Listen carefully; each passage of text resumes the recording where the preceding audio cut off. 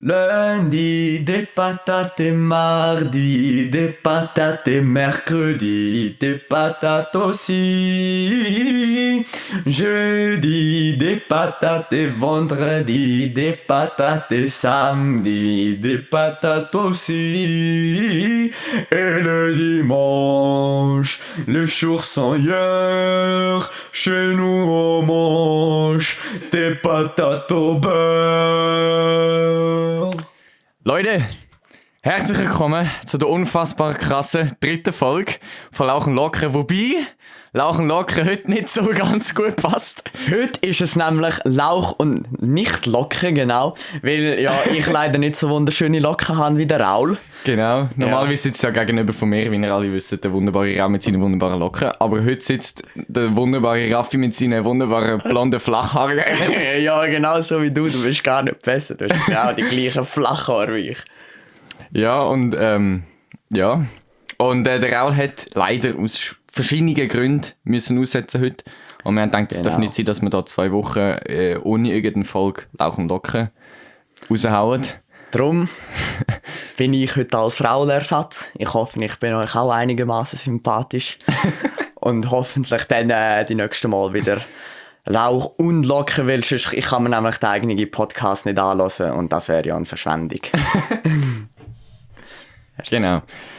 Ja, also, erstmal ganz normal, Raffi, wie geht's dir?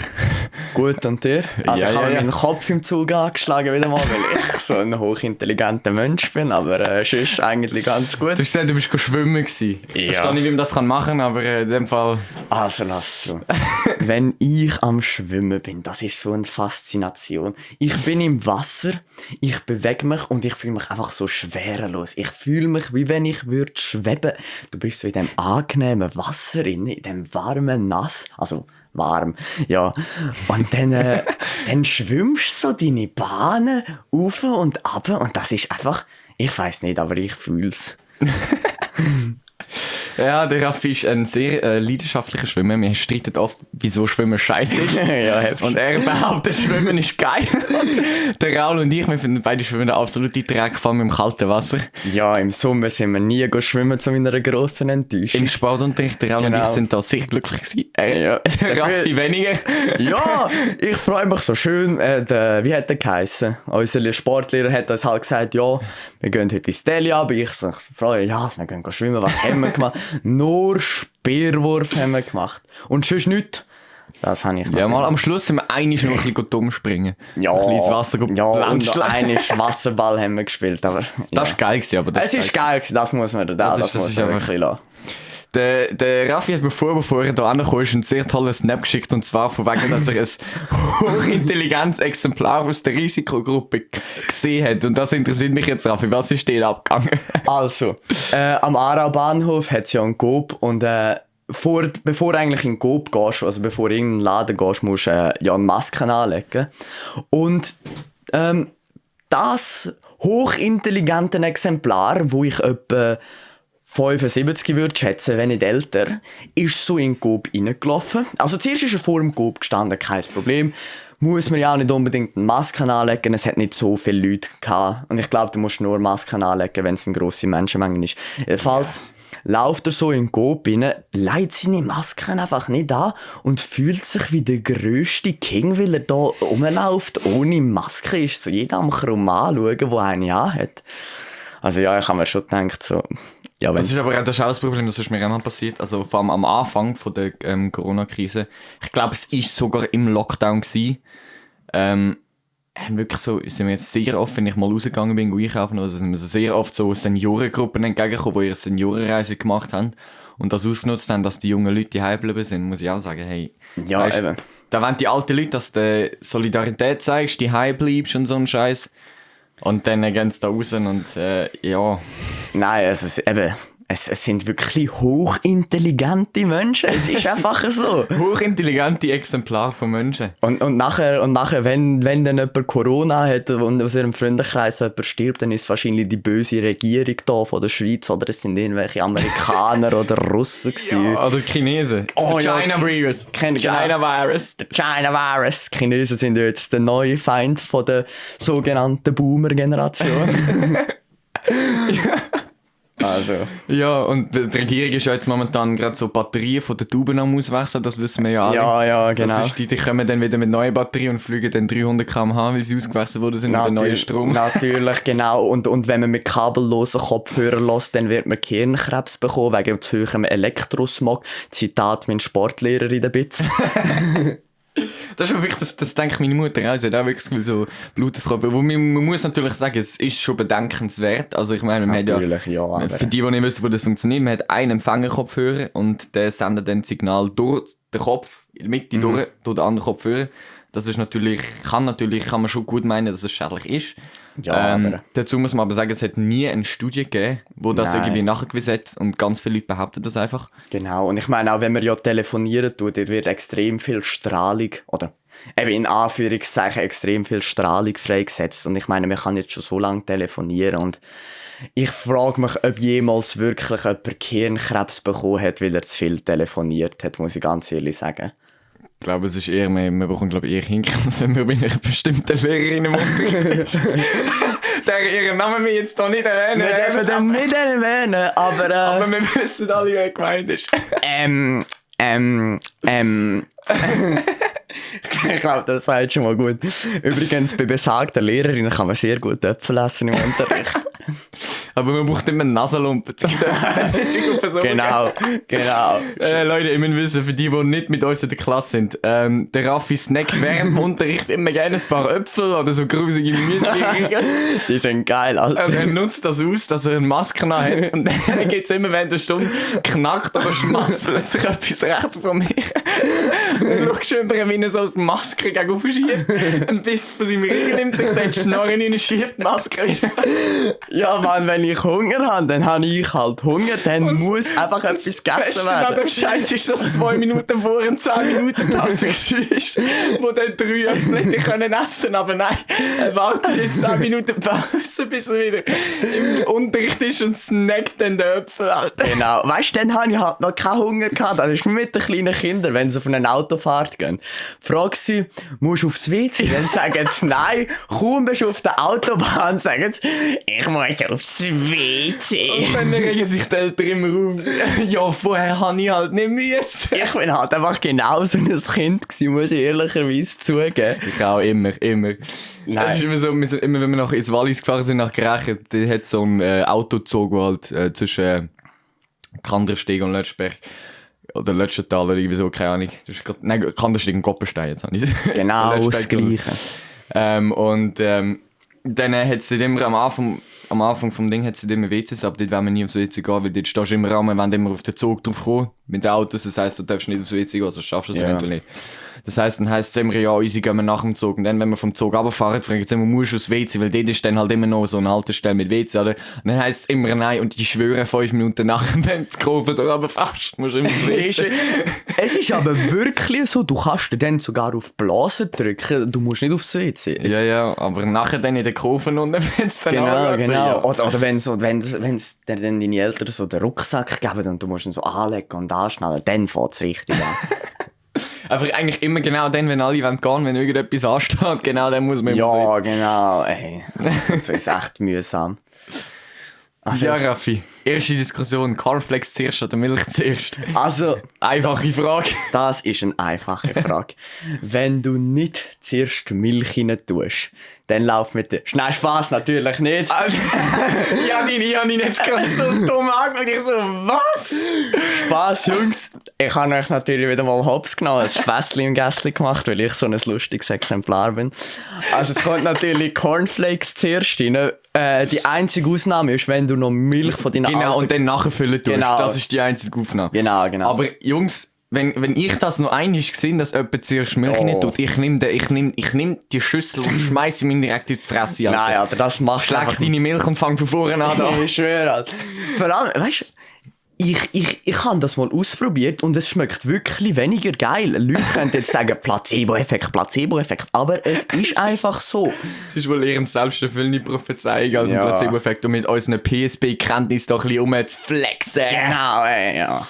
Apropos PSP, wir haben da auch ein sehr interessantes Experiment zum Halo-Effekt gemacht, gell? Und ich kann euch sagen, ihr seid alle fett reingefallen, Kopf damit. Genau.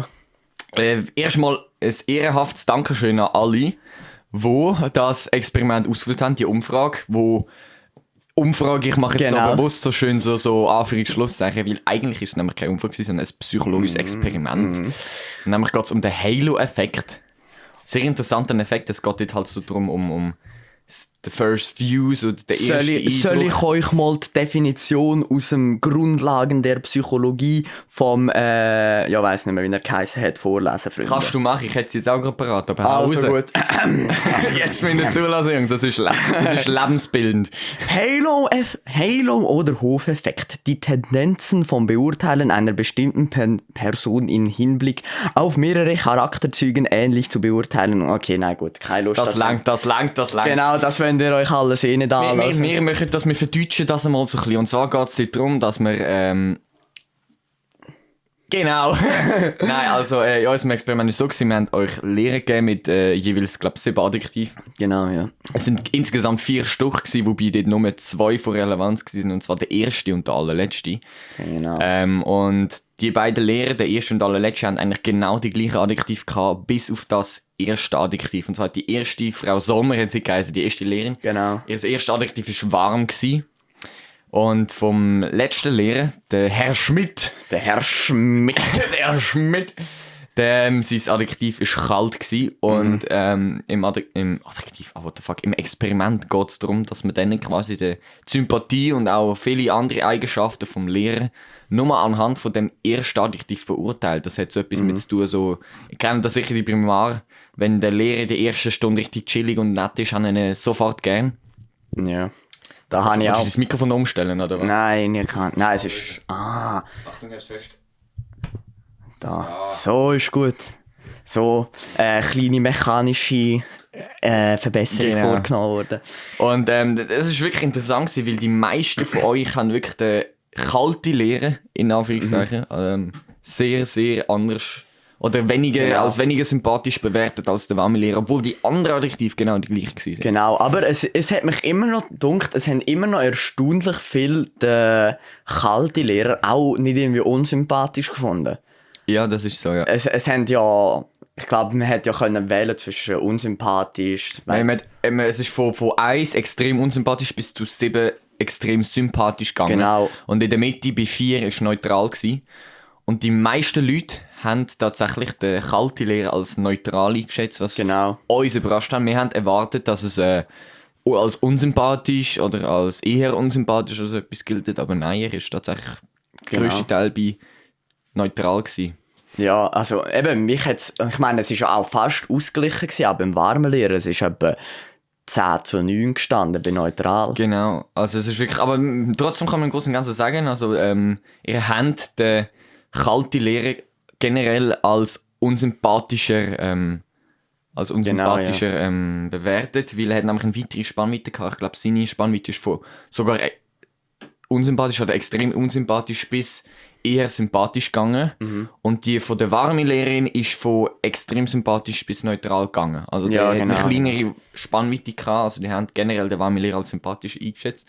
Aber anders als wir gedacht haben. Aber man hat es doch eindeutig gesehen, denn 23 Leute haben für neutral gestimmt beim kalten Lehrer und 21 Leute haben für eher sympathisch gestimmt beim warmen Lehrer. Also guter Unterschied. Es war sehr interessant, das Experiment. Genau.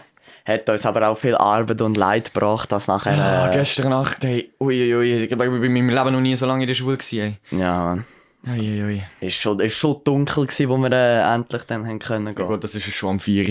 Ja, gut, das stimmt. Ja. Ja, aber aber ich hoffe, dass dann bald wieder Sommer wird und dann nächsten Sommer wieder ein richtig geiler Sommer wird und... Ohne Corona. Genau, und dass wir endlich jetzt Corona. mit 2020 und dem ganzen Weltuntergangszeug abschliessen. Aber apropos Weltuntergang, Joshua, da habe ich eine sehr interessante Frage an dich. Nämlich, wenn der Weltuntergang wäre, wo würdest du am ehesten hingehen mit deiner Familie, wo das du könntest überleben? Bei meinem Weltuntergang zu überleben ist, glaube ich, sehr schwierig. Die Ja, Frage ist also- also eine sehr schwierige Frage. Ich meine jetzt so Weltuntergang à la Dritten Weltkrieg oder Zombie-Apokalypse oder irgendwie sowas. Ja, gut, dann würde ich wahrscheinlich schön ins Wallis gehen. Ja, ein schönes Hütli in dem Dörfli. Ich meine, dort hat nicht mal Corona angefunden. Also, Genau, dann ich meine, in der Stadt bei einer Zombie-Apokalypse ist, glaube ich, so das Dümmste, was es gibt. ja, vor allem Zürich, Spreite und besonders Spreite. Zombies dich abschlagen. Ja, wirklich. Vor allem jetzt sind ja alle auf einem Haufen, alle dann, ja gut, Steli mit den Ghetto-Blöcken dort auch. Ist nicht besser. Nein, aber ich würde tatsächlich, glaube ich, ins Wallis gehen. Ich kann auch. Fernseher machen und zuschauen, wie die Leute in der Stadt am Verrecken sind, während wir Ist so. schön gehen wandern. Ja, Schön wie richtige Bünzli Wünzli. Nein, aber ich würde mich wahrscheinlich auch irgendwann mit die Berge moven, vor allem weil es in den Bergen noch mit dem Redui und dem ganzen, also kurz ein geschichtlicher Input für den, die das Redui nichts sagt. Das Redui ist ein Plan vom General Jean Gison, oder wie er geheissen hat.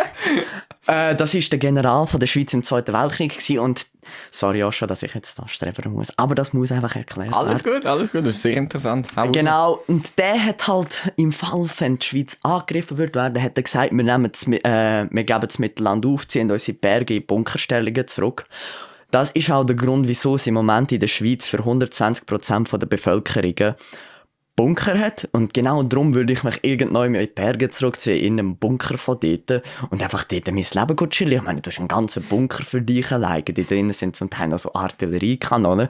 Nicht, dass ich wüsste, wie man die bedient, aber also das ist jedenfalls klar für mich. Ihr müsst alle wissen, ihr habt es jetzt schon ein bisschen gemerkt, der Raffi ist einer, wenn es um Geschichte geht, kann ihm niemand etwas vorschreiben. Das meine ich wirklich so. Das beste Beispiel ist die Diskussion zwischen der Wirtschaftslehrerin Genau. und ihm gsi, wo es um den... Was ist der Was ist gegangen? Es ist um... Der Erste oder Zweite Weltkrieg. Es ist um den zweiten... mit der Maginot-Linie. Genau, ist- mit der Maginot-Linie. Und sie hat das Gefühl, sie weiss genau, was dort abgeht, aber der Raffi hat es natürlich besser gewusst. Genau. Er war sehr stolz gewesen, dass er das Battle gewonnen hat. Genau, erst sie hat es mir nicht geglaubt und dann, als ich ihr mit Google den Beweis gezeigt habe, hat sie gesagt, ja, jetzt aber zurück zum Wirtschaftsunterricht. Also er ist auf jeden Fall ein Wahnsinns-Geschichtspro, also das meine ich wirklich. Das ist irgendwie weiss der Typ einfach alles. Ich weiss selber nicht von wo. Woher er das alles weiss und deswegen mit ihm kann man sehr interessante Sachen diskutieren. Ganz. Und du hast jetzt schon ein bisschen etwas Geschichtliches angeschnitten, deswegen mache ich einfach mal mit etwas Geschichtlichen weiter. Und zwar mit welchen 3 geschichtlichen Personen würdest du am liebsten das Abendessen verbringen und wieso? Also, es gibt da aus mehreren Kategorien 3 Personen, die ich würde mit dem Julius Caesar essen. Einfach weil mich die ganze Römerkultur sehr fasziniert hat und ich lange, auch wenn ich in die Vergangenheit hätte können zurückreisen zu den Römern gereist wäre. Darum mit dem Julius Caesar und er war auch das gewesen. Er hat ja als erstes so das Römische Reich wirklich aufgebaut, auch wenn er dann am Schluss erstochen worden ist von seinem eifersüchtigen Halbsohn oder was er auch immer war. Und halt darum würde ich ihn sicher einladen, genau an dem Tag, wo er hätte sollen erstochen werden, dass er dann noch weiter regieren kann, weil ich so smart bin. Nachher würde ich wahrscheinlich mit der ersten Person aus meiner Familie, die es gegeben hat, also wenn wir den Familienstammbaum ganz wieder zurückverfolgen bis zu meinem Steinzeitmensch, wahrscheinlich den würde ich noch einladen. Weil dich ja sogar mit dem könntest du unterhalten. Ja, natürlich. Ich würde nur so sagen, Uga. Genau. Und dann mit der dritten Person, da gibt es mehrere. Da würde ich eventuell gerne entweder den Napoleon einladen, den Andy Hug, einen Sportler, oder den Winston Churchill mit seiner fetten Zigarre. Wieso die 3? Also der Andy Hug einfach, weil er ein sehr guter Sportler ist. Für die ihn nicht kennen, er ist eine Kickbox-Legende eigentlich gewesen, hier aus Wolle. Und halt da bei uns im Aargau. Also ich tue ja Kickboxen, für die es nicht wissen, für die Leute, die den Podcast hören, die nicht in meiner oder in unserer Friend Group sind. Und halt darum hat er da für den Aargau einen sehr grossen Einfluss gehabt. Und er ist Weltmeister geworden und alles. Und man denkt sich natürlich, ja, so gern, so gut wäre ich natürlich auch. Was natürlich unwahrscheinlich wäre. Dann der Winston Churchill halt einfach, weil ich ihn sehr faszinierend finde, seine Reden und all das, wie er hat können, das Volk von Großbritannien ohne Hoffnung, hat noch können zu ihnen 2-3 Jahre Krieg überreden, zu einer riesen Invasion dort in Frankreich. Und er hat so stark die Moral der Briten können stärken. Also ich habe das Gefühl, ohne ihn würden wir jetzt alle Deutsch reden und also ja gut, wir reden ja eh schon Deutsch. Los! Aber ja. Ja, kann man Schweizerdeutsch als Deutsch bezeichnen? Ja. Es ist halt eine sehr alte Form von Deutsch. Und wir haben auch noch gewisse keltische Wörter dabei. Zum Beispiel, ich weiß nicht, ob du weißt, was das ist, aber ein Guffenküssi. Das ist ein Nadelküssi. Güffeli. Ja, genau. Und Guffe, Güffeli. Güffeli, das ist ein keltisches Wort. Und ich finde das eigentlich noch interessant zu sehen, eben wie das Keltisch eigentlich immer noch bis zum, also natürlich immer weniger, aber immer noch bis zu einem gewissen Grad in unserer Sprache drinnen ist. Und ja, darum es ist schon berechtigt. Kann man Schweizerdeutsch wirklich als richtiges Deutsch bezeichnen? Ich finde es vor allem immer lustig, die Typen, die sagen, ja, ich gehe jetzt in die Schweiz zum Deutsch lernen. Und dann so immer so die, keine Ahnung, irgendwie so Austauschjahre. Genau, so die Amis da. Zum Deutsch lernen. Das Einzige, was man nachher können sagen, ist Küchenkästchen und Kuhfladen. Cookie-Kästchen. Cookie-Kästchen. Nein, aber ich finde eigentlich die germanische Sprache, also jetzt nicht nur Deutsch, Schweizerdeutsch, Österreichisch, auch zum Beispiel Sachen wie Schwedisch oder Holländisch, oder wie auch immer die Sprache heisst. Ich finde es noch faszinierend, wenn die Leute hörst reden, es tönt sich eigentlich an wie etwas, was du solltest verstehen, aber du verstehst es halt nicht. Ich finde das bei Niederländisch so der Fall. Genau. So, oder auch wenn du es liest. Es tönt sich an, wie wenn du es müsstest verstehen. Ja, ist wirklich so. Immer auf dem Campingplatz, wenn du so hörst, so, die mit ihren Wohnwagen so nebendran, und du denkst so, was haben jetzt die für einen komischen Dialekt? Sind das irgendwelche Walliser? Und dann stellt sich heraus, dass sie nicht mal Schweizer sind. Ist es so, ja. Gibt's irgendwie so bei dir so eine Sprache, wo du unbedingt flüssig reden willst? Ja, also, ich würde Englisch sicher flüssiger können reden. Oder, also perfekt. Und Französisch würde ich noch episch finden. Gell? Französisch ist einfach schon episch. Genau. Ja, das schon im letzten Podcast gesagt, habe ich die Frage auch im Raum gestellt. Der hat sicher gesagt, Französisch oder Spanisch. Ich bin für Französisch gewesen. Ich meine, ich finde es auch lustig. Ich habe es auch schon im letzten Podcast gesagt, ich kann kaum Englisch, aber Französisch wollte ich flüssig sprechen können. Wenigstens etwas. Und ich will nicht immer sagen Sachen wie aussi bon und pour exemple. Hey, unsere Franzlehrerin, die dreht an mich gesagt, durch ab dem Raffi. Das ist so lustig. Ich kann alles andere richtig machen. Ich kann perfekt flüssig Französisch mit ihr reden. Würde ich pour exemple oder aussi bon oder irgendwie so etwas machen. Ich würde mich am liebsten abstechen. Ich sehe es ihr an. Aber jedes Mal halt. Aber, du schaffst es wirklich auch jedes Mal wieder. Also pour exemple sage ich nicht mehr so oft. Das muss man zu meiner Verteidigung lassen. Das ist ja so. Ja. Ich habe am Anfang von dem Podcast wieder eine Frage in die Insta-Story reingeklatscht. Oh, schöner Schweizer Schweizer Dialekt. Unfassbar viele Leute reingeschrieben, und zwar genau unfassbar 3 Leute. Und etwas reingeschrieben. Wir fangen an mit dem ersten, wo keine Frage ist, sondern einfach ein Statement, und zwar: Mira ist cool. Ja, sehr fragwürdig. Ist das wirklich so? Ist das so? Mira, bist du cool? Also ich kann dir schon mal sagen, du bist nicht die uncoolste Person in der Klasse. Oha! Aber so cool wie der Joshua, der Manu, der Raul und ich bist halt einfach nicht. So leid es mir tut. Gut, haben wir die Frage auch geklärt. Und dann hat noch ein sehr alter Kollege von mir, den habe ich in meinem, glaube ich, ersten Tenero-Sportlager kennengelernt, und zwar der Fabian. Grüße gehen raus. Grüße gehen raus, auf jeden Fall. Der hat An Mira auch. An Mira sowieso auch, aber auch an Fabian, der hat nämlich 2 Fragen reingeschickt. Und zwar, was ist eure Motivation, eigentlich so einen Podcast zu machen, und was ist euer Ziel, also was wollt ihr mit dem Podcast erreichen? Ich glaube, die kannst du nicht beantworten. Ich versuche es Nicht mal wirklich.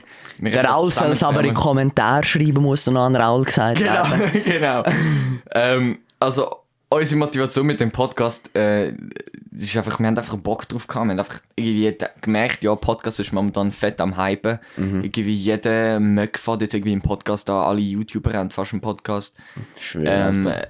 Inzwischen sogar der Daniel Koch mit dem Stefan Büsser zusammen, der Lockdown, wo sie immer über Ja, die aktuelle Corona-Situation reden, auch sehr interessant. SRF, Beichten, keine Ahnung, Dick und Doof, Gemischtes Hack, die sind wirklich fett dabei. Und dann habe ich es auch schon mal gesagt, wieso mein Podcast angefangen. Ich habe schon immer Bock gehabt, einen Podcast anzufangen. Ich finde das etwas Geiles. Einfach ein bisschen zusammensitzen, mal ein bisschen Zeit nehmen und irgendwie, ja, die Leute unterhalten. Deutsch kann ich auch nicht. obwohl du Deutscher bist. Ja. Und was ist euer Ziel, also was wir mit dem Podcast erreichen? Ich glaube, wir haben traurigerweise nicht mal irgendwie ein bestimmtes Ziel. Wir wollen einfach Leute unterhalten, wir wollen Spass dabei haben. Es wäre natürlich auch cool, wenn es ein bisschen mehr Leute unseren Podcast hören würden, aber wir können uns nicht beschweren. Alles mit seiner Zeit. Genau, und wir können uns auch nicht beschweren, denn auf die erste Folge, nämlich ich habe es einfach als Kennenlernen bezeichnet, haben wir inzwischen schon 56 Wiedergaben auf Spotify und glaube fast 80 Aufrufe auf YouTube, also das ist schon ziemlich stabil. Ja. Oder ich kann mal schauen, nein, es sind glaube sogar mehr wie 100, warte schnell. Ich kann das jetzt mal schauen. Tatsächlich 150 Aufrufe für unser erstes Video, das ist, für das, dass es auf YouTube ist, ein Podcast, wo nichts im Video passiert, ist das sehr erfolgreich. Aber ja. Also ich könnte sonst da noch meine persönliche Motivation raushauen, um den Podcast um den Podcast zu hören. Und das ist nämlich, wenn ich nicht lehren will. dann ziehst du den Podcast. Dann gehe ich schön auf YouTube. Das ist erschreckend, dass 150 Leute keinen Bock auf Lehren haben. Muss so sein. Aber apropos Podcast, Joshua, wie du sicher weißt, bin ich so ein Möck, der Apple Music hat. Und da habe ich mal fragen für die ganzen anderen Möcks, die auch Apple Music hat, wird es eventuell einmal rauskommen? Ich bin die ganze Zeit am schauen, wie das geht. Es ist sehr kompliziert mit Apple. Es geht auf Spotify einfach viel einfacher, weil von Spotify aus. Kollege, heute ist nicht gut, weil von Spotify aus einfach schon die Möglichkeit besteht, Podcasts aufzuladen. Bei Apple Music ist das ein bisschen sehr viel komplizierter.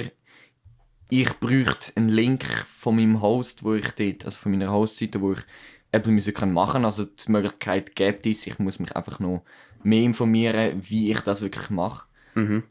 Ich mache es mit Anchor.fm, scheuche Werbung jetzt, aber ja, und dort gibt es eine Möglichkeit, dass man das irgendwie auf Apple Music, Apple Podcasts bringt. Aber, genau, eben, das ist auch gerade die App, die ich hier davor habe.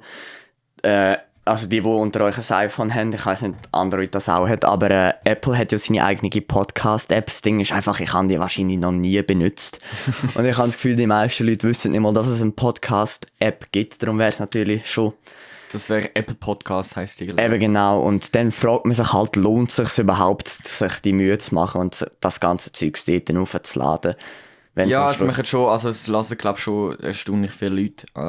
Es sind halt einfach, ich glaube es nutzen in meinem Umfeld zumindest viel mehr Leute das iPhone als Samsung. Daher wäre es natürlich schon sinnvoll, wenn man jetzt noch auf Apple Podcasts aufladen. Ich kümmere mich darum. Ich bin die ganze Zeit am schauen, aber es ist wirklich nicht ganz so einfach. Darum ja. Es kommt alles mit seiner Zeit. Der Podcast so ist wie ein guter Wein. Er reift mit der Zeit. Genau. Gell, Joscha, das habe ich schön gesagt. Genau, ja, das hast du wunderschön gesagt. Und das ist übrigens auch noch der Grund, wieso wir letzte Woche keinen Podcast rausgebracht haben. Wir haben erstens, wegen der Schule ist es ein bisschen kritisch gewesen, und zweitens sind wir momentan an gewissen Sachen zum Arbeiten, um unseren Podcast erweitern, spannend zu machen. Wir haben schon etwas erwähnt von einer Rubrik. Wir haben gefunden, wir könnten ein tolles Intro gebrauchen. Ja. Sind wir auch noch am Arbeiten und ja.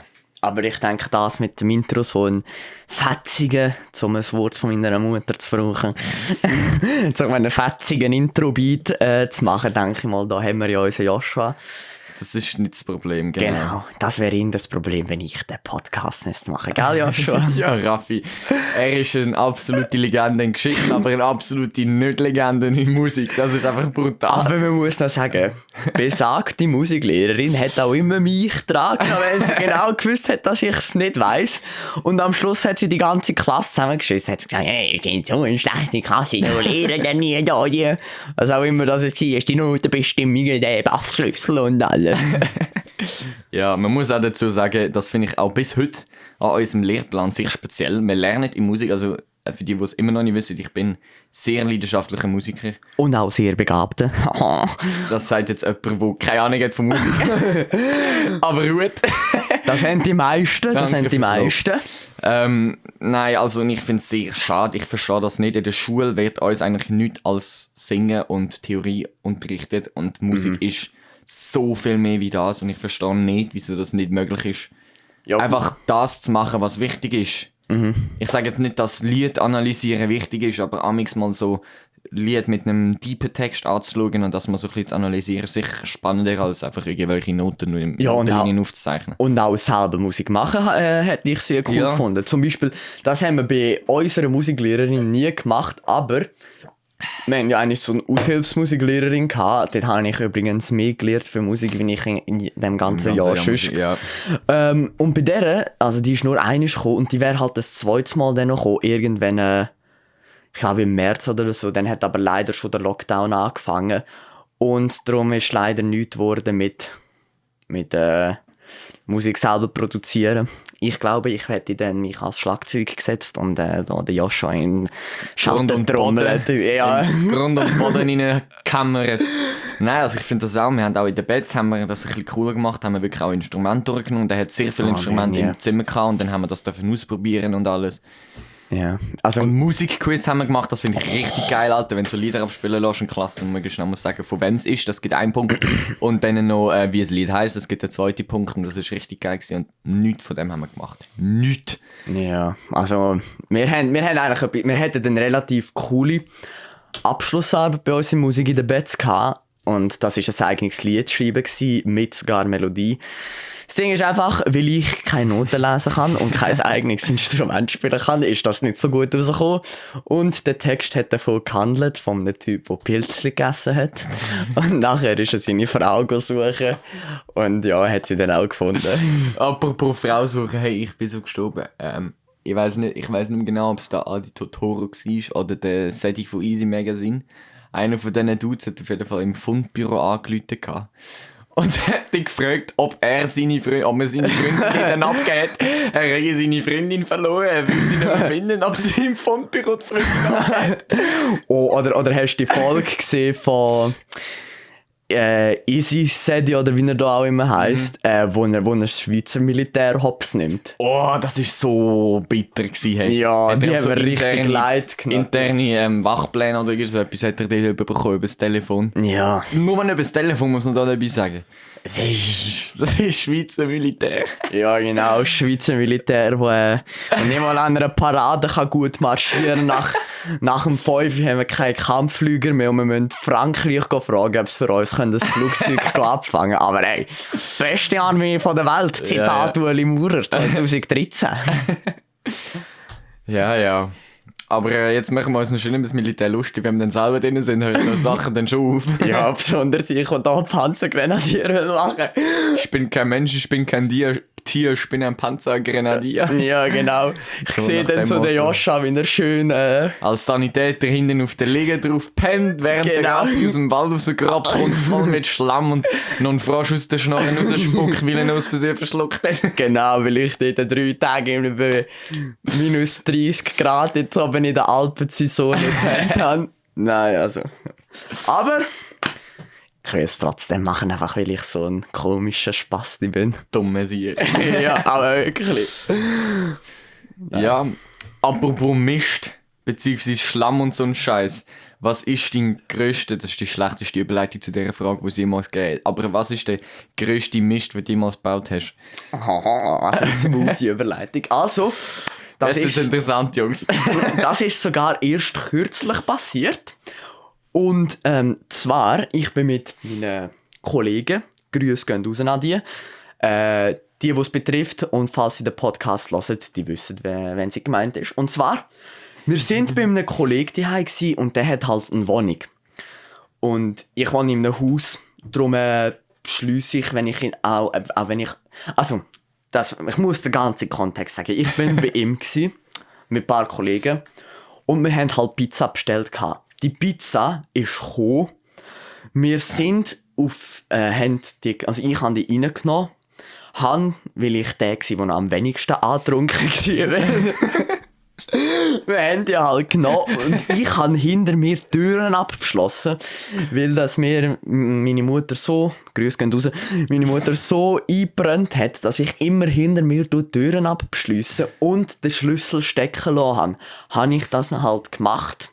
Und ja, dann hat es von meinem anderen Kollegen, wir sind dann auf seinem Balkon raus die Pizza essen und er hat halt so eine Balkonschiebetür, wo, wenn es ganz blöd trifft, kann es sein, dass die Tür einrastet und du bringst sie dann nicht mehr auf. Und das ist halt genau dem ihm passiert. Das heisst, wir haben uns selber auf dem Balkon ausgeschlossen. Aber das ist doch erst letztens passiert, du hast doch irgendwie so einen Snap geschickt. Ja! Nein, also wirklich. Was wir dann gemacht haben, wir haben natürlich nicht wollen, dass dem Kollegen, der auch meine Deutschlehrerin war, das natürlich nicht mitbekommt, haben wir an einen Schlüsseldienst angerufen. Die sind dann gekommen, sind aus Aarau gekommen, haben eine halbe Stunde Fahrzeit gebraucht, anscheinend. Und dann haben die uns gesagt, so Jungs, das wird dann aber ein teurer Spaß. Und dann haben wir ja gefragt, wir haben so gerechnet, das kostet vielleicht so 100, 200 Stutz.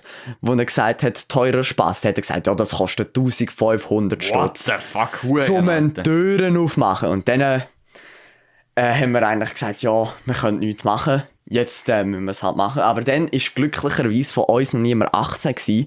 Das heisst, wir konnten noch nicht den Vertrag unterschreiben. Und was noch extra suspicious war, wir hätten die 1500 Franken in Bar müssen haben.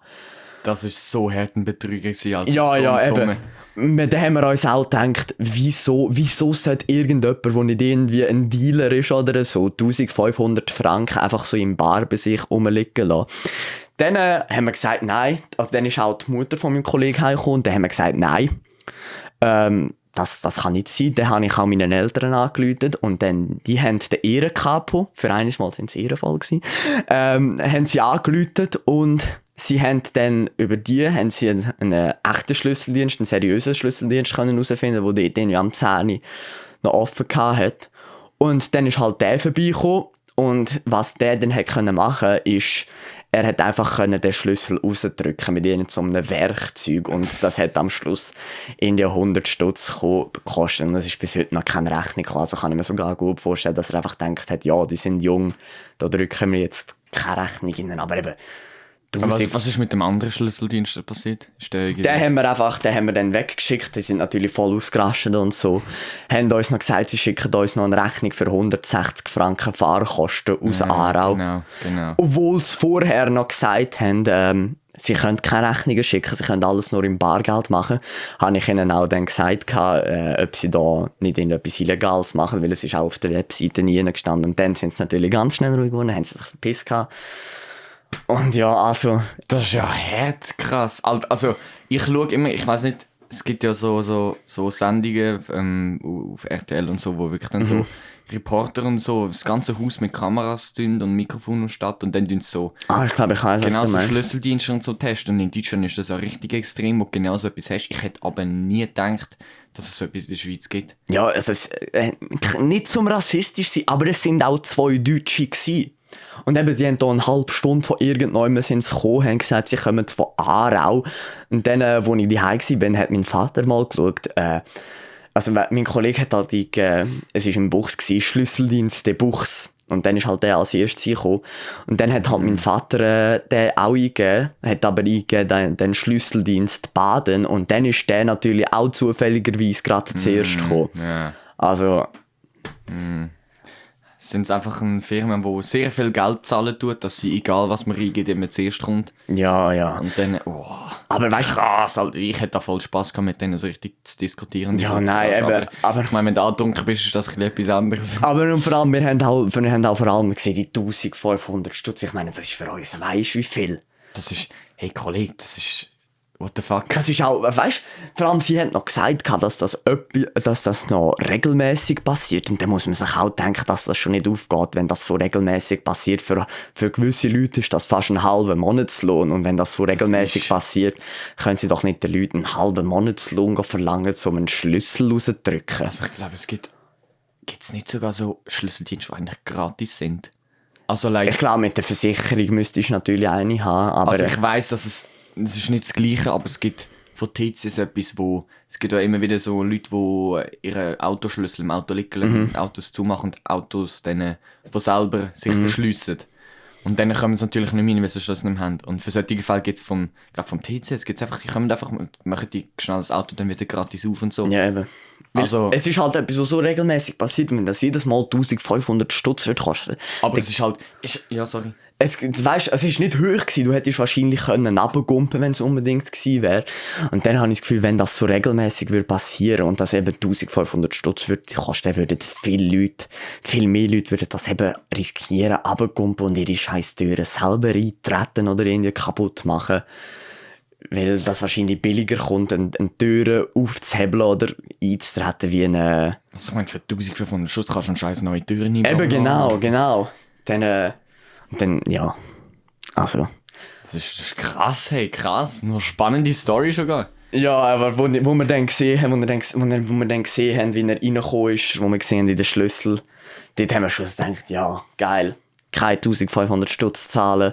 Also man muss natürlich sagen, ich kann den Schlüssel noch einfach gerade stecken lassen, wenn ich ihn krumm stecken lassen Dann hätte man nicht rausdrücken, ja. Genau, dann hätte es aber auch dann hätte es nur in die 300 Franken gekostet. Also in Anführungszeichen. Ich will sagen nur, also ich finde das auch schon ziemlich viel. Aber Eben genau. Im Vergleich zu 1500 ist es einfach nichts. Eben genau, weil dann hätte man halt müssen also weißt, ich weiss nicht genau, wie man dem sagt, aber dort, wo halt das Schloss drinnen ist, da hätte man halt müssen rausnehmen. Muss ich sagen, ja. Ja, genau, und dann halt das Neues wieder rein tun. Aber gleich, 1500 Stutz, Bro, nein. Ja, das ist krass, weil es ist genau eben, ich finde eben genau solche Betrugsmaschen brutal spannend. Ich schaue das auf YouTube auch extrem auf, wenn wirklich so mit versteckten Kameras so Leute in die Falle bringen und so.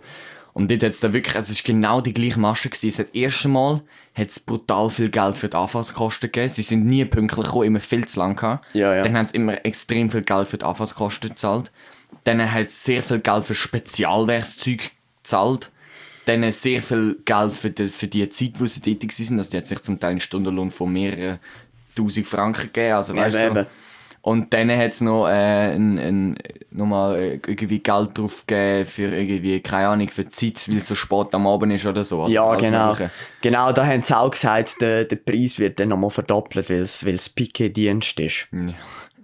Und Das heisst, am Schluss wäre es dann 3000 Stutz. Eben irgendwie um das. Und sorry, Bro, hey, Kollege. Und dann noch Bar. Das ist Bar. auch immer der Fall gewesen. Ja, die wollen gar nicht, weil mit Rechnungen wissen sie, dass man sich zurückführen kann, oder? Man weiss, wo das Konto ist. Auf der Rechnung muss die Adresse draufstehen, die IBAN-Nummer, dann weiss man, wer das geht, oder? Und ich meine, Bar, das ist schwarz, das Geld ist nie gesehen worden, sozusagen. Genau, Deswegen ist das die sicherste Variante für so nicht ganz legale Geschäfte, sage ich jetzt mal. Eben, es ist halt gerade so in einer Grauzone wahrscheinlich. Es ist halt nicht legal, aber du kannst auch nichts machen gegen die. Oder Ich nicht glaube wirklich? aber im Fall schon. Nein. Also ich glaube, also, sie haben da den Capo angerufen. Haben deine Eltern etwas gesagt, was Capo gesagt hat, oder? Ja, die haben auch gesagt, dass sie das unrealistisch finden und eben, die haben dann einfach noch einen Schlüsseldienst empfohlen und wenn halt die nicht gekommen wären, dann haben sie gesagt, dann würden sie mit einem Einsatzkommando kommen, das würde dann auch ein bisschen mehr kosten, aber auch das hätte nur 600 Stutz gekostet, aber dann muss man sich schon denken, wenn ein scheiß Einsatzkommando von der Polizei günstiger ist, ein verdammter Schlüsseldienst. Ja, also was läuft da? Und die wären dann mit ihren Hammer da kommen und die scheiß Türen aufmachen. Ja, fix, Alter. Nein, Mann. Krass, Alter, krass. Da wäre ich gerne dabei gewesen. Nein, wärst nicht, glaub mir. Wir haben uns schon überlegt, sollen wir, weißt, die Scheiben einschlagen? Das haben meine Grosseltern gemacht. Die haben sich mal ausgeschlossen von ihrem Haus. Und zumindest halt dort in ihrem Quartier sind halt die Haustüren noch relativ fest verglaset. Und dann hat es halt eine Türe gehabt, also die Türe selber hat schon ein bisschen Glas drin gehabt. Und dann hat es halt nebendran so im Rahmen ringsum noch Glas gehabt. Dann haben sie halt einen Stein aus dem Garten geholt, knallhart die Scheiben eingeschlagen und dann mit der Hand durch die Scheiben durch Ja, eben. Türen aufgemacht. Ja, nein, darum bin ich wirklich froh, dass ich das Privileg habe, in einem Haus zu wohnen mit Tiefgarage, weil selbst wenn so etwas würde passieren, ich könnte irgendwie meine Schwester rufen oder meine Eltern, wo dann, selbst wenn, also weisst, mein Kollege hat natürlich einen Sturm gehabt, wo selbst wenn, dann hätte können vorbeikommen und irgendwie die Tiefgarage aufbeschliessen oder so. Mhm. Also falls wir jetzt eben nicht mehr reingekommen wären, darum da ist wirklich Das war ein bisschen dumm gewesen, also ein bisschen dummer Zufall, sage ich mal. Ja, genau. Und darum weiss ich jetzt jedes Mal, wenn ich in einem Block bin, beschliesse nicht ich die Türen ab. Ja. Aber wenigstens hast du etwas daraus gelernt. Genau, ich hoffe es. Also wirklich. Ja. Also ja, soll ich da mal eine Frage raus? Geh du mal zu deinen Fragen da suchen. Ich kann zwar noch ein paar, aber geh du mal go. Also. Du hast nämlich brutal gute Fragen aufgeschrieben. Zu schwierige. Also wir machen noch vorher, was mir gerade auch im Bus passiert ist, und zwar deine Meinung zu so Telefonumfragen, wo dir in so ein Callcenter anrufen, mit dir eine Umfrage machen. Also heisst, du bist im Bus und dir jetzt jemand angerufen? Ja, genau, so. Ist auch wieder ein hochintelligenter Mensch übrigens gewesen. Aber ja, Chef, hat zuerst mal deine Meinung da. Also ich habe bin ich daheim gewesen und dann hat mir genau so eine Umfrage angerufen. Und zwar haben die irgendeine Umfrage über soziale Medien machen.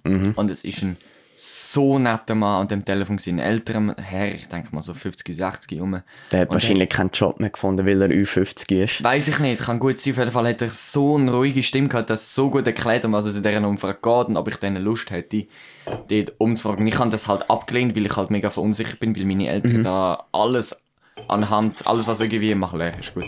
Weil irgendwie die alles, was mit Telefonumfragen haben, komplett ablehnen. Das tut mir bis heute leid, weil ich hätte, glaube ich, gerne gemacht. Der war so ein netter Typ gewesen. Aber grundsätzlich finde ich Telefonumfragen einfach nur unfassbar lästig.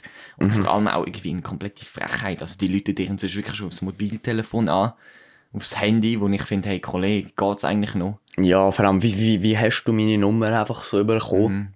Weil mein Handy ist nicht nirgends registriert. Eben, nicht in einem Telefon. Also, weißt, ich habe das Gefühl, das habe ich schon mal mit meinem Kollegen, mit Janis schon mal gemacht. Ich habe das Video irgendwo, ich habe keine Ahnung wo, ich glaube, er hat es vielleicht noch.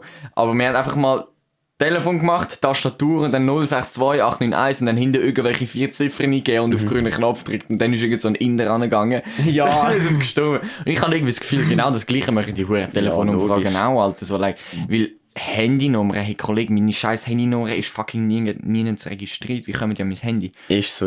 Und was ich einfach mit das Problem habe, die Typen an dieser Umfrage sind grundsätzlich unfreundlich und du weißt halt wie nicht, machen die jetzt wirklich eine Umfrage oder ist das etwas anderes? Weil es hat eine Zeit lang so Betrüger, die genau, aus dem Ausland angerufen haben und dann hast du abgenommen und dann war einfach ein leeres Rauschen gewesen. Und während du dran bist, ist im Hintergrund von deiner Telefonnachricht hunderte von Stutz abgezogen worden. Und dann, wenn sie genug haben, haben sie nachher reden und haben dann irgendetwas gelabert, sodass sie sich einfach irgendwie am Telefon behalten und so. Deswegen, wir nehmen den inzwischen gar nicht mehr ab. Und es sind meistens wirklich so Ausländer dran, die du kaum verstehst und huren unfreundlich. Also ich finde es nur lästig eigentlich. Und du darfst auch nie Ja sagen zu Sachen. Also sonst tun sie anders zusammenschneiden, ja. Genau. Und eben, was jetzt bei mir passiert ist, der hat mich, das besagte hochintelligente Exemplar, hat mich zu meiner Krankenversicherung, Krankenkassen ausfragen. Und dann habe ich ihm gesagt, ja, aber ich bin noch nicht 18. Das hat er dann irgendwie nicht verstanden. Hat da lang mit mir telefoniert. Und dann habe ich ihm nochmal am Schluss gesagt, ich bin immer noch nicht 18, was läuft bei Ihnen? Dann ist er irgendwie hässig geworden, wieso ich so frech mit ihm rede. Und dann hat er abgehängt. Also. Ja, dort habe ich eben auch so das Gefühl, es sind genau so Schlüsseldienstler, so wie ja, genau. Nicht Schlüsseldienstler, aber so von die gleichen Menschen, die so nichts kennen und auch würden irgendwelche Kinder abziehen, die eben noch nicht mal 18 sind. Das Ehrenloseste ist einfach der Oma-Trick, Alter. Ja. Der Enkeltrick heisst der, glaube ich. Genau, also. Hey, aber einfach, ich sag dir, meine Großmutter wird glaub, voll drauf hineingehen. Meinst du? Ja. Ich glaube, sie wird das nicht verstehen, weil wenn sie nicht, glaube amix oder dann macht sie nicht, aber ich glaube, sie wird abnehmen und wenn jemand etwas sagt, dann fragt sie wie, hallo, Joshua, bist es du? Oder hallo, Nicole, bist es du? Und dann weiss natürlich schon der Typ, der dort dran ist, ja, ich bin's. Ja, nein. Ich weiss aber nicht, ich glaube, also mein Großvater wird es sofort checken, Der wird sofort checken, aber meine Großmutter, glaube ich, die bräuchte ein Weile, bis sie versteht, dass die Stimme am Telefon ist. Niemand ist Ja, der sie kennt. das ist bei mir wäre es meine Großmutter würde sofort checken und mein Großvater nicht. Halt auch wegen, ich meine, er ist schon relativ alt, er ist jetzt 87 oder so.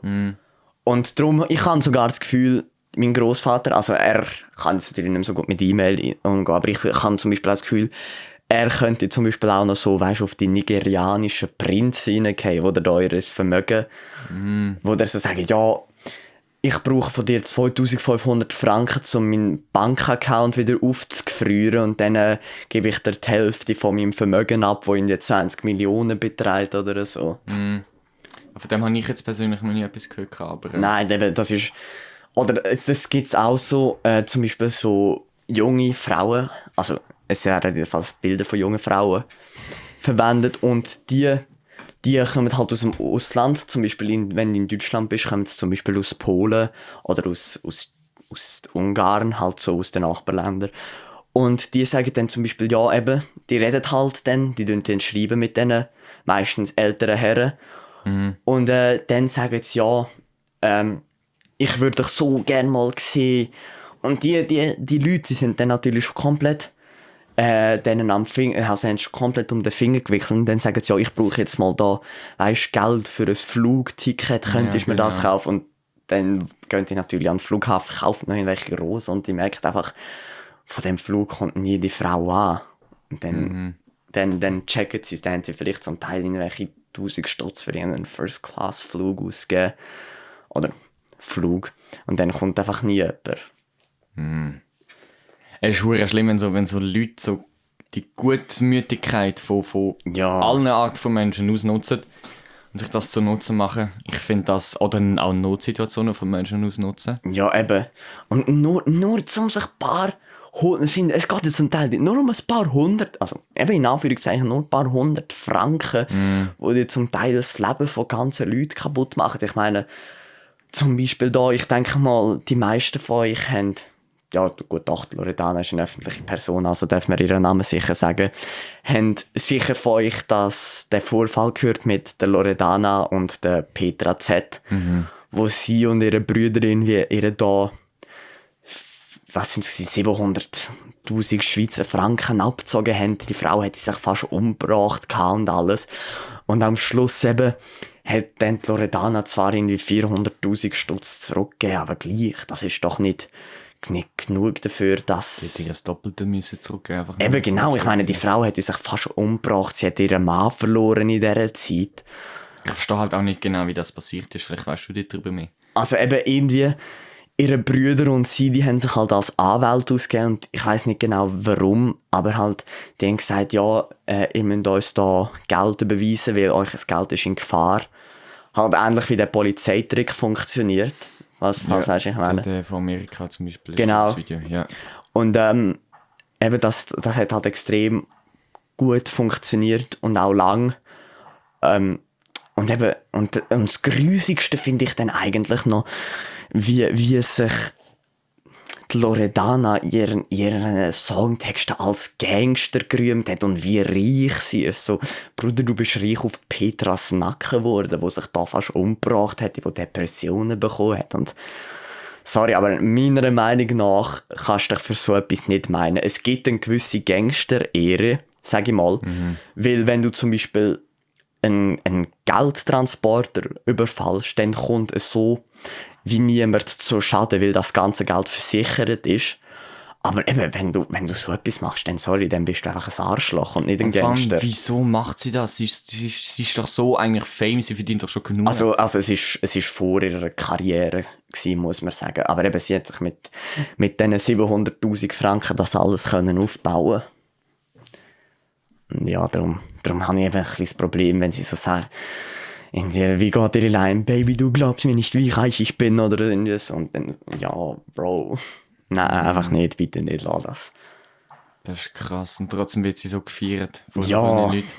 Nein, also... Und ihre Musik finde ich jetzt echt hässlich. Wir haben ja mal ein Video in der Mensa angeschaut, von einem von ihrem... Also man muss auch sagen, ich bin jemand, der eigentlich jetzt zwar nicht mehr so gross will, Josh und ich haben gerade letztens darüber diskutiert, aber Deutschland will immer mehr Müll.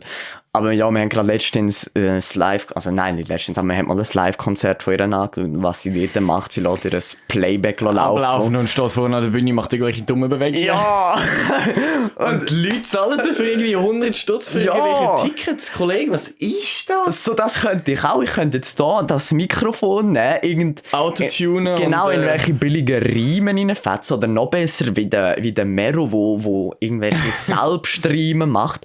Und na auf Banana riemt oder weiss nicht alles was. Also, das ist nicht Rap für mich. Es schmerzt mir. Ja, das ist schlimm. Was ist denn für dich so ein richtiger Flex? Also was für Art von Leuten beeindrucken dich so? Also mich tun sicher Sportler beeindrucken. Also natürlich die nicht da auf irgendwelchen, da Anabolika und alles sind, sondern halt die sich das aufbauen haben. Also eigentlich generell Leute, die sich selber etwas aufgebaut haben und vielleicht auch mit dem reich geworden sind. Beispiel Andy Hug, der ist eben Kickbox-Weltmeister geworden und alles, eine Legende im K1 und der ist eben aus Wolle gekommen, mit einer alleinerziehenden Mutter. Sein Vater ist bei der Légion étrangère gsi, das ist so ein Söldnerarmee von der französischen Armee und darum hat er den nie gesehen. Der ist dann auch in im Vietnamkrieg umgekommen. Also eben, er hat es wirklich hart gehabt, aber er hat sich bis an die Spitze praktisch durchgeboxt. Und so Leute finde ich halt sehr faszinierend. Oder ein Bill Gates, wo auch in seinem Schuppen Microsoft aufgebaut hat. Also eben so Leute beeindrucken mich halt. Wo nicht alles schon so in den Arsch geschoben bekommen haben, wie der Donald Trump, obwohl natürlich die auch nichts dafür können. Aber ja. Ja, krass. Generell einfach Leute, die zum Beispiel etwas erreicht haben, aber natürlich nicht gross damit rumprahlen und sagen, ja, ich bin so reich, schaut mal, wie cool ich bin. Ja, Joscha, Ja, was ist es bei dir so? Ja, same. Ich finde auch, also so Leute, die ich sag mal irgendwie zum Beispiel, mich beeindruckt jetzt als Beispiel der Ed Sheeran extrem. Der ist vom untersten Punkt bis an den obersten Punkt hat er sich aufgearbeitet. Ich meine, heute kennt der jeder. Jeder kann irgendwie irgendein Lied von Ed Sheeran. Genau. Ich finde einfach, der hat angefangen als 14, 16 und 17-jähriger Boy auf der Straße irgendwelche Strassenmusik zu machen und hat sich von der Straße in ein 64'000 Personen Stadion aufgearbeitet. Ja, und hat mit seiner letzten Tour über 86 Millionen verdient. Heute muss der nicht mehr arbeiten. Und der muss nicht mehr arbeiten und ich finde es einfach, das beeindruckt mich einfach, weil ich finde jetzt vor allem als Musiker, bei Musikern finde ich es einfach immer wieder traurig, wenn es irgendwelche Musiker gibt, die eigentlich gar nicht so richtig gut singen können, aber einfach von einem irgendwie Produzent, der es einigermaßen tut, viel Autotune drauf. Also ich meine, heute kann jeder Pisser mit irgendwie ein bisschen Autotune gut singen. Ja, vor allem mit Manual Pitch Correction, mit Melodyne, das hört man nicht, wenn etwas korrigiert ist. Also das, was eher beim Rap gehört, das ist Autotune, oder? Das ist extrem, aber es gibt eben auch so Melodyne-Software, die glaube fast 500 Stutz kostet. Allein einfach ein Plugin, mit dem du wirklich so jeden einzelnen Ton manuell bearbeiten kannst, so dass man es nicht hört, dass dort ein Autotune quasi drauf ist. Und besonders in dieser Zeit finde ich es einfach so krass, wenn so ein Typ wie der Ed Sheeran, wo einfach in jeder Situation jeden Ton 100%ig trifft. Ja, und ich meine, jetzt Beispiel Deutschrap, wenn zum Teil die Live-Konzerte anlässt, KMN-Gänge ist da das Beste für die, die es kennen.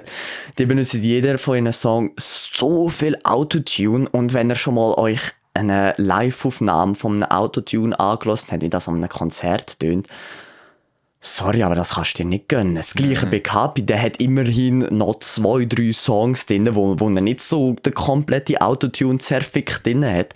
Aber auch dort, wieso gönnt man sich so etwas? Ganz ehrlich. Also ich persönlich verstehe es nicht, vor allem eben auf einem Song selber tun sie einigermaßen gut, aber im Live tun sie dann einfach grusig. Vor allem, wenn man es nicht richtig macht. Ja, es sind jetzt so... Ja, es ist geil, Raffi. Nein, aber es ist wirklich, du hast recht, also es ist wirklich extrem schlimm. Und zum Beispiel Billie Eilish ist auch ein gutes Beispiel. Also sie hat mit einem Budget im Mikrofon, für die sich mit Mikrofon auskennen, das ist ein AKG AT 2020, wo sie angefangen hat im Audiotechnica AT 2020, hat sie im Schlafzimmer angefangen mit ihrem Bruder, wie heißt er, Phineas oder Phineas. Irgendwie so. Also ich bin nicht so ein angefangen. Billie Eilish-Fan. Nein, ich natürlich auch nicht, ich lasse ihre Musik nicht, aber ich finde Ja, sie ja. einfach als Person beeindruckend, weil die hat im Schlafzimmer zum Beispiel Ocean Eyes, das Lied, das kennt bestimmt jeder, das hat sie, besonders die Mädchen von euch. das hat sie im Schlafzimmer aufgenommen und hat sich dann auch brutal aufgearbeitet. Das Mädchen hat mit 16 ist die zum ersten Mal in den Charts gewesen. Ich meine, überleg dir das mal. Ja, ja. Und die ist jetzt erst irgendwie 19 geworden oder 18, nein 19 ist es glaube ich geworden. Ja, eben, und jeder kennt, also sie hat zwar auch nicht mehr so ganz ihren Hype, wie sie ihn mal Eine hatte. Zeit lang geheiratet, aber sie ist immer noch dabei und sie ist immer mal wieder bringt sie einen Song raus, wo man mal in den Charts gehört. Ja, aber auch die muss nicht mehr arbeiten, habe ich das Gefühl. Und die muss keine Musik mehr machen. Die hat auch schon genug verdient, ja. Ja. Ich glaube zum Beispiel auch, der Bill Gates müsste, glaube ich, jeden Tag in über 1 Million ausgeben, um dass er bis zu seinem vorgesehenen Lebensende kein Geld mehr hat. Und das muss man sich auch mal vorstellen. Ich glaube, das ist aber nicht richtig, weil ich habe Dokumentation über Bill Gates gesehen, dass der alle 30 Sekunden ein paar Millionen verdient. Ja, dann... Ich weiss nicht, das war von Galileo eine Reportage, wo sie...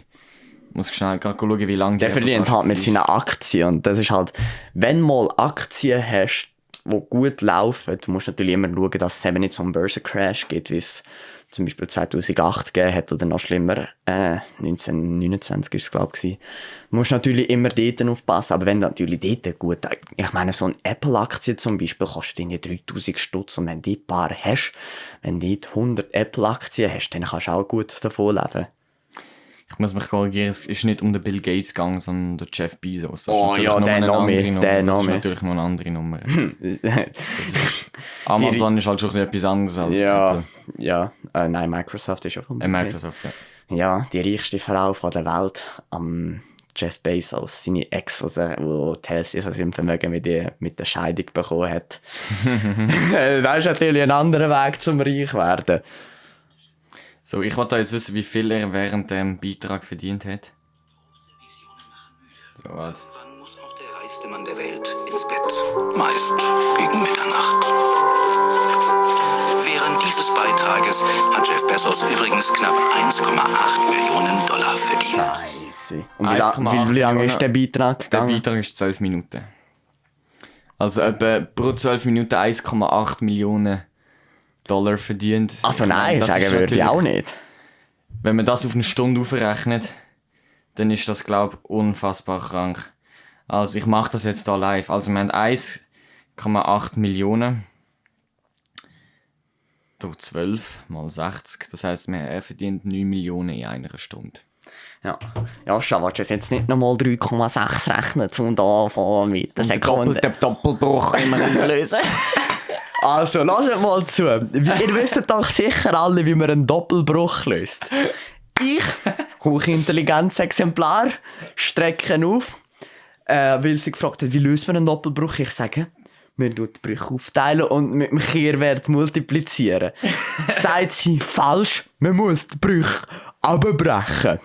Und was macht sie am Schluss? Sie macht genau das Gleiche, wie wo ich ihr gesagt habe. Der, wo ich das meinem Vater erzählt habe, der hat auch gesagt, er hat in seiner Schulzeit auch Brüche abbrechen gehört, aber dass das einfach ein anderes Wort für kürzen sagen. Und dann denke ich mir auch so, nein. Also ja, amix verzweifle ich wirklich ab dieser Frau, muss ich ganz ehrlich sagen. Es geht um unsere Physik. Für die, Ah die ja, noch nicht ja, gecheckt für die, haben. die es noch nicht gecheckt haben. Das ist einfach eine zu viel. Ja, und unsere Wirtschaftslehrerin, die 2 Schüler gleichzeitig anschauen konnte, weil sie so schöne Augen hatte. Das ist halt wirklich so. Mal schauen, ob ich noch nicht... Okay, nein, man kann es natürlich nicht einfügen, das wäre halt zu lustig. Nicht auf Spotify, auf YouTube könnte man es machen. Aber Nein, das wird Spotify. safe auch gegen da irgendwelche Datenschutzrechte. Ich glaube, man könnte nicht einfach Fotos von fremden Personen, die man nicht um Erlaubnis gefragt haben, veröffentlichen. Das ist... Nein. Aber es ist einfach zu wild. FMS zu wild für die jetzt noch in der 9. Klasse sind, kommen in die FMS an der neuen Kante, ihr werdet euch den Arsch ablachen. Wobei sie ist leider nicht mehr da. He? Oh ja, nein. Es ist leider Ich vermisse sie schon ein bisschen, muss Ja, sagen. ich auch. Es ist wirklich, wir haben im Wirtschaftsunterricht nicht viel gelernt. Also Ja. wir haben einfach geile Diskussionen gehabt, das muss Ja, man schon sagen. das muss man sagen. Und sie hat immer am Mann und den Laptop weggenommen. Grüße gehen raus Ja, an aber dich. Alter, das ist eigentlich so dumm gewesen, Kollege. Im zweiten Semester von der ersten FMS. Der Manu, Philipp sitzen nebeneinander. Unser Zimmer ist schön das typische U von der Mischpult, also das typische U von der Tischpult im Schulzimmer. Wir sitzen der Manu, der Philipp, Raffi, ich glaube der Raul war auch schon dabei gewesen. Ja, der Raul ist dort schon Ist dort schon dabei Ja, gewesen? Ich glaub er ist schon. schon nach der Frühlingsferien gekommen. Stimmt. Der Raul, Raffi und Sali ich. zusammen. Sali zusammen. Der Raul, Raffi und ich sitzen dort nebeneinander. Also wir Jungs auf der rechten Seite, wenn man reinkommt, hinten direkt an der Wand. Mit dem Computer gegen die Wand, wie halt das U so ist, oder? Und nachher der Manu ist zuvorderst und unsere Wirtschaftslehrerin kommt und läuft in einem Tempo von einer Schnecke so auf uns zu. Und der Manu und der Philipp sind am Game. Und sie sehen sie oder sehen sie nicht, sie haben es einfach nicht gecheckt. Und sie kommt so langsam, die hätte das Spiel, ich können 3-mal fertig spielen in dieser Zeit und sie checken es nicht. Und dann schaut unsere Lehrerin einfach so auf ihren Bildschirm, nimmt den Laptop und stellt ihn einfach so in der Mitte, bis sie es einfach sieht und sie checken es nicht, Alter. Boah, das erinnert mich aber auch gerade dort, wo ich im Matheunterricht eigentlich gegamed habe. Oh, und also Mathelehrer dann hinterkommst und der einfach, das ist der Praktikant da gewesen. Ja, er ist Wir haben eben, und ich Praktikant- habe das vergessen gehabt. Dann kommt er so von hinten und klatscht den lädt Laptop mir zu. so den Laptop zu. Nachher geht er sogar noch bei unserer Klassenlehrerin. Wegen Alter. Ich schwöre, vor allem... Was hat das Gefühl, dass wir in dem Mathe-Unterricht Ich schwöre, Alter. Und vor allem, ich habe an dem Tag noch hure gut mitgemacht gehabt. Und die anderen, die haben auch alle Netflix geschaut und haben nicht mitgemacht. Und bei mir konnte der Laptop zu machen. Was läuft denn? Jedenfalls ist das dann darauf ausgelaufen, dass unser Klassenlehrer mit mir hat einen ADHS-Test machen. Ja! Falls das nochmal vorkommt. Ich würde Ihnen empfehlen, einen ADHS zu machen. Was ich zwar wirklich ADHS-Test. glaube, also ich könnte es mir, also wenn es jemand aus unserer Klasse hätte, dann Dann wir wäre es zwei. ich. Und ja, weil der Joscha, der ist auch immer in den... Am in den- Rumzappeln. Ich sag, das ist mein Drummer, mein Ja, immer, ich krieg immer so Drummer-Syndrom, fette aber, dran, in so einen Beat. So. fetten Beat am zu machen, Alter. Ja, Aber, wenn du da, das ist noch schön. schlussendlich ist es einfach ADHS. Ja, ich würde es schon noch feiern. Hast du noch geile Fragen? Oh, ja, ich habe noch ein paar nice Fragen. Er hat sich so viele Fragen aufgestellt, das ist brutal. Wieso habe ich jetzt ein Hass? Also, wenn du 3 Wünsche offen hättest und du kannst dir alles wünschen, was wär's?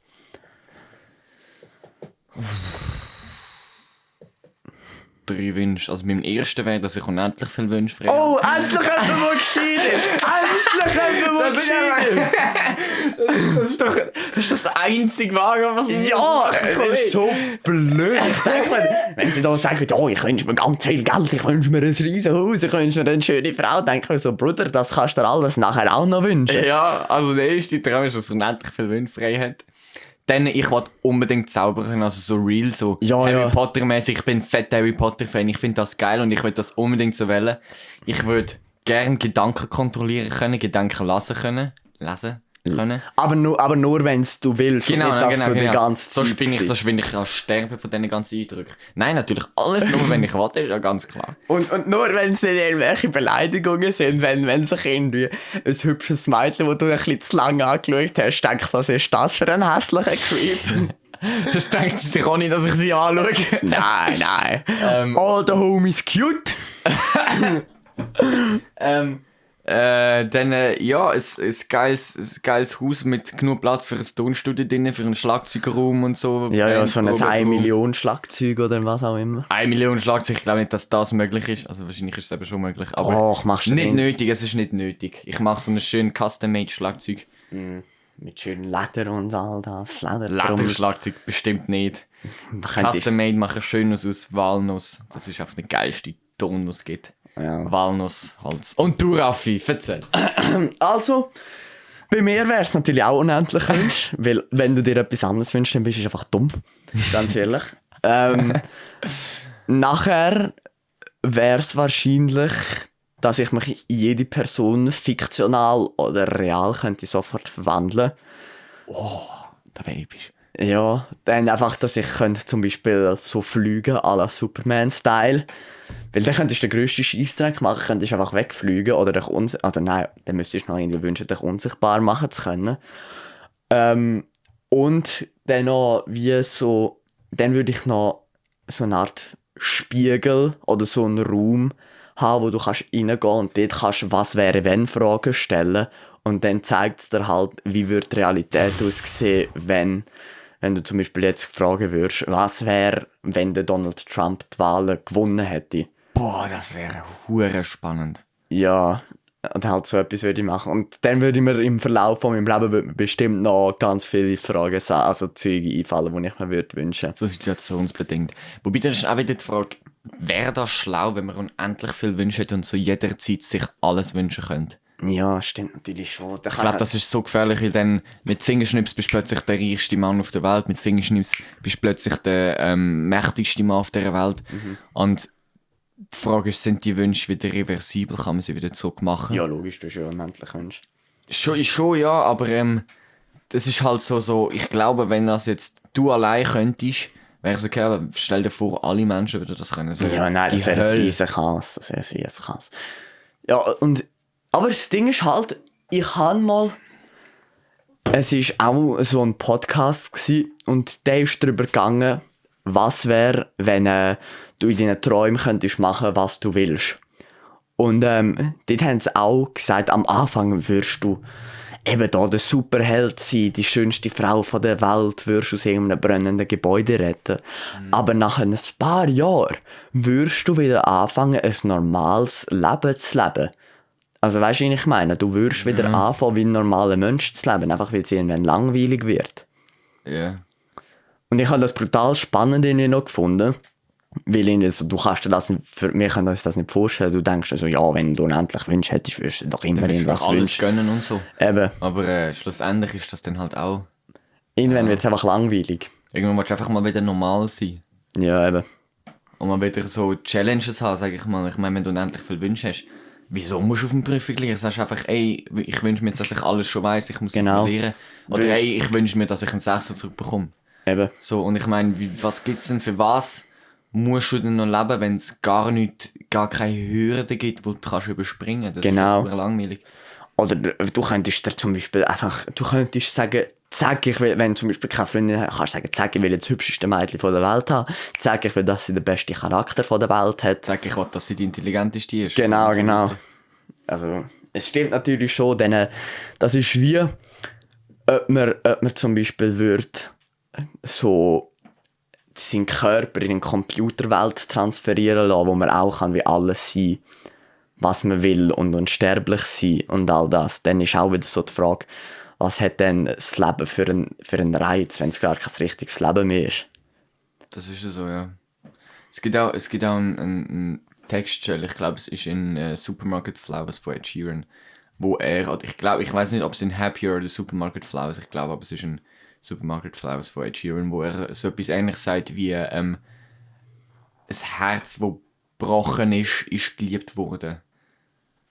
Nein. Das ist jetzt gerade zu poetisch gewesen, aber ich glaube, das hat eben etwas mit dem, so, wo wir jetzt gerade drüber am Reden sind, mit dem Leben. Wenn du das Leben, alles hast im Leben und du wie eben keine Challenge hast und du nie irgendwann mal verzweifeln musst. Dann wirst du ganz emotionslos. Du bist einfach so... Und die Emotionen, das sind eben genau, was uns Menschen ausmacht. Ja. Sonst verliert man die Aber Menschlichkeit. trotzdem würde ich gerne mal wissen, wie das ist, wenn man sich unendlich viele Sachen wünscht. Ja, genau. Vielleicht würde ich mir auch einfach wünschen, so eine Art Superheld zu sein, um gerade eine smoothie Transition zu meiner nächsten Frage zu machen. Was für ein Superheld wärst du denn, wenn irgendeiner könntest sein? Also von der bekannten Superman, zum Beispiel von Marvel, oder irgendeinen? Irgendeiner. Aber wenn man ihn nicht so einfach so kennt, musst du ihn vielleicht beschreiben. Das ist... hure schwierig. Ich glaube... Ich wäre auf jeden Fall ein Superheld, der könnte fliegen. Ich wäre einer, der für Recht und Ordnung würd schauen. à la Batman. Oder à la Spider-Man. Oder à la Spider-Man. Oder à la Iron Man. Oder eigentlich, das machen ja alle Superhelden, oder nicht? Ich glaube, ich würde auch darauf schauen, dass die Umwelt nicht so geschädigt wird. Also wenn zum Beispiel ein Schiff mit Öl oder so Ja, das halt gerade. auslaufen oder so, dass ich das irgendwie direkt, keine Ahnung, was, irgendwie dicht machen oder so, oder kein Plan. Irgendwie so. Also recht in Ordnung und Umwelt oder irgend so ein Scheiß. Also bei mir ist es relativ klar. Ich würde den Superman wählen. Einfach, weil ich in der Schule... Also ich bin eigentlich ein DC-Kind. Ich bin nie so ein grosses Marvel-Kind gewesen. Auch von meinen Eltern her nicht. Und ich finde halt einfach so, er steht so für das Gute im Mensch. Er ist der die Hoffnung gibt und all das. Und eben darum, ja. Und er ist natürlich gut aussehend, unendlich stark und alles. Würde ich schon nicht Nein sagen. Ja, das ist schon cool. Ich meine, unendlich stark ist auch geil. Das hat auch etwas. Und wenn wir schon mal so bei so richtig schon in Richtung von Deep Talk gehen, es ist noch kein Deep Talk, aber jetzt wird es deep. Was ist deine grösste Angst? Platzangst. Wirklich? Ja. Ich hasse es, in engen Räumen zu sein. Über alles. Also, es kommt darauf an. Ich bin zum Beispiel nicht einer, der so Platzangst bekommt unter seiner Maske, aber wenn ich in einem Raum bin und nicht mindestens so kann machen, also gut, das kann ich jetzt auch nicht, weil da ein Schrank ist, aber... Seine Arme ausstrecken links und rechts. Genau, wenn ich meine Arme nicht kann ausstrecken, auch gegenüber nicht, dann wird es mir ganz unangenehm. Dann raste ich fast aus. Auch zum Beispiel, wenn ich unter meinem Bett was muss holen muss. Das finde ich so schlimm. Das... Nein. Und dann eben, sonst wäre es auch eine Situation, wo ich mich nicht dagegen kann wehren kann. Zum Beispiel, wenn ich so ganz allein auf meinen Tod würde warten.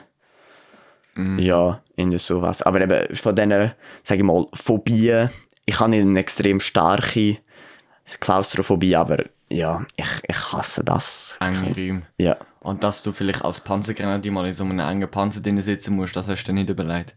Das ist wieder etwas anderes. Okay. Ich weiss nicht wieso, aber wenn es zum Beispiel nur von den Leuten ist, weißt du, wenn es nur, ich meine, in so einem Panzer sitzen ja 6 Leute oder so, aber es hätte sonst genug Platz, das ist nicht das Problem. Es ist wirklich nur das Problem, zum Beispiel, ich hatte als Kind immer den Albtraum gehabt, dass ich in einer Box werde eingesperrt und ich so in dieser Embryostellung sitzen muss. Es ist eher so etwas, was mir Angst macht. Aber wenn ich sehe, da sind zum Beispiel noch andere Leute neben mir und ich mich mit denen auch unterhalten und ablenken. Das heisst, wenn du nicht allein auf dich allein gestellt bist. Genau, so. genau. Ja. Also es ist ein bisschen komisch, darum sage ich auch nicht irgendwie, dass ich da eine schwere Klaustrophobie habe, weil es ist einfach sehr situationsbedingt. Ja. Okay. Und etwas komplett anderes. Hast du Angst vom Tod? Das haben wir, der Raul und ich haben das in Halloween ein bisschen darüber geredet, weil Halloween-Zeit ist. Es kommt darauf an, eben wenn ich so auf den Tod müsste warten, dann ja. Aber ich glaube, wenn ich jetzt einfach so auf der Straße würde erschossen werden, das würde mir nicht viel ausmachen. Das klingt jetzt gerade so anders, Alter. Aber es ist ja so. Ja, fuck off, Alter, schiess mich, Alter, ist mir doch egal. Ja, was willst du machen, wenn dich irgend so einen Sniper erschiesst, merkst du es? Das weisst eh halt nicht. gar nicht, ja. Ja, eben. Und es ist auch so die Frage, ist Angst haben vor dem Tod überhaupt etwas realistisch? Weil versuch dich mal an die Zeit zu erinnern, bevor du geboren worden bist. Hast du dort eine Angst gehabt? Nein, eben. Logisch nicht. Wieso solltest du dann nachher wieder Angst haben, wo eigentlich in den gleichen Status hineinkommst? Du hast recht, so weit habe ich gar nicht gedacht. Haha, Smart Boy. Auch wenn die Überlegung nicht von mir ist, aber ja. Hey, das hättest du jetzt nicht sagen. Das ist von dir, das schneiden wir raus, das schneiden wir das wird rausgeschnitten. Das hat der Raphael Lascha am Samstag, am 24. November 2020 um 15.05 Uhr. 24. 14. November. Verwirrt. Hast du... Wir haben in Franz haben ja so geile Diskussionen müssen haben. Was ist deine Lieblings-Vierzeit? Also jetzt gehen wir ja langsam auf Weihnachten zu. Findest du das geil? Ja, Weihnachten und mein Geburtstag, finde ich die geilen Fester. Also wo so als Fester bezeichnet werden, halt zum Beispiel, wo auch Na gut, mein Geburtstag ist nicht international. Aber eben zum Beispiel, ich finde die Weihnachtszeit extrem schön. Zum Beispiel, also ich bin katholisch und ich bin jetzt nicht irgendwie so, weiss nicht was, so ein Mönch oder so. Aber ich finde zum Beispiel auch die Weihnachtsgottesdienst finde ich immer extrem schön. Und darum ist es definitiv Weihnachten. Dann für die aus Aarau kommen, denke ich mal, viele von euch haben auch gerne den Maienzug. Ich glaube, das ist für viele, ich weiss nicht, wie ihr dem sagt, Jugendfestumzug oder irgendwie sowas. Eben in Aarau tust dann halt die Mädchen sagen immer so weisse Kleidchen an und die Buben müssen halt in schwarz oder weiß so elegant kommen oder ganz in weiß und dann gibt es halt so in Anführungszeichen Parade durch die Stadt durch. Ja. Und eben das finde ich halt noch gechillt und ja, aber sonst definitiv Weihnachten und natürlich mein Geburtstag finde ich cool. Für alle nein ist zum Mitschreiben, wann ist der?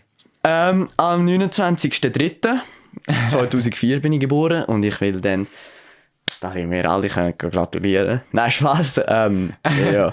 Bist du so jemand, der das umkackt, ich habe Geburtstag, Nein. feiern alle, oder bist du einer, ey, bitte lass mich in russischen Tag wie jeder andere? Ich bin so dazwischen, würde ich sagen. Ich finde es immer komisch, wenn so Leute ihre Story posten, it's my birthday und oh so. mein Gott, So, dann gratuliere ich gerade extra. Ja, nicht. ja, ist schön. Aber so, eben, ich habe jetzt auch so Späßli, aber ich mache mir so Späßli darüber, weiss so, ja, dann wir alle gratulieren. Ja, und klar, so. ja. Das ist einfach so deine Art. Aber du bist jetzt so eine, für die so wissen, ich habe ja am Montag Geburtstag. Und ich habe das Gefühl, dass ein paar gewisse Personen unter anderem und der Typ vor mir geplant hat, in der Mensa ganz laut Happy Birthday zu singen. Ja, und das kannst du nicht wissen. Was ich das Schlimmste finde von allem, wäre dir das auch unangenehm oder wäre dir das scheißegal, würdest du es feiern? Mir wäre es scheißegal, weil du weißt, mir ist sowieso alles scheißegal. Das stimmt auch wieder. Also ja, ich würde es lustig finden. Oh Mann, okay. Wichteln. Wir tun ja wichteln. Ja. Grüße gehen schon mal aus an die Person, die ich muss wichteln muss. Seit ich da bin ich die ganze Zeit am Grüße verteilen. Ich fühle mich so lustig, wenn ich das mache. Kennst du das Video von dem einen YouTuber, wo sie so dumme Siechen, also so dumme Mädchen interviewt und nachher sagt er so, ja, willst du jemanden grüßen? Und nachher grüßt sie einfach ihre Kollegin, die auch im Video ist. Ja. Ich verstehe jedes Mal ab dem Video. Nein, aber Wichteln, wir wissen ja nicht, wer dein Wichtel ist. Ich weiß es auch nicht. Ich habe es dir gesagt, du Alzheimer-Kind. Ich weiss, weil es dein Wichtel ist, aber ich weiss nicht, wer dich wichtelt. Das weiss ich auch nicht von mir. Der dich wichtelt, was wäre so ein episches Geschenk, das ich dir machen könnte? So ein episches Wichtelgeschenk. Bist du so einer, der unbedingt Snacks will, Süßigkeiten? Also so gegen Gummiwürmli würde ich schon nicht nein sagen. Aber also etwas würde dich übel schwester befreuen. ich würde sogar fast sagen, wenn man die Person irgendwie weiss so was irgendetwas von Handgeschriebenes, so etwas Herziges würde draufschreiben. Über das würde ich mich bestimmt genauso freuen wie über eine Packung Süßes. Aber ja, Schoki macht schon auch glücklich. Serotonin in den Körper reinpumpen. Ja, genau. Wenn Leute sagen, Geld macht nicht glücklich, aber hast du schon mal jemanden gesehen, der unglücklich Schoki ist? Also ich nicht. Und wenn's jetzt ein weiblicher, würdest du jetzt quasi, also für dich unterscheidest du zwischen Geschenk von weiblichen oder männlichen Personen, also wenn du sagst, einen herzigen Brief an dich, ist das ja vielleicht eher an eine weibliche Person gerichtet, oder ist dir das... Ja, also es kommt darauf an. Also ich würde jetzt, wenn es ein Bub wäre, wir sind natürlich nur 4 Buben in der Klasse.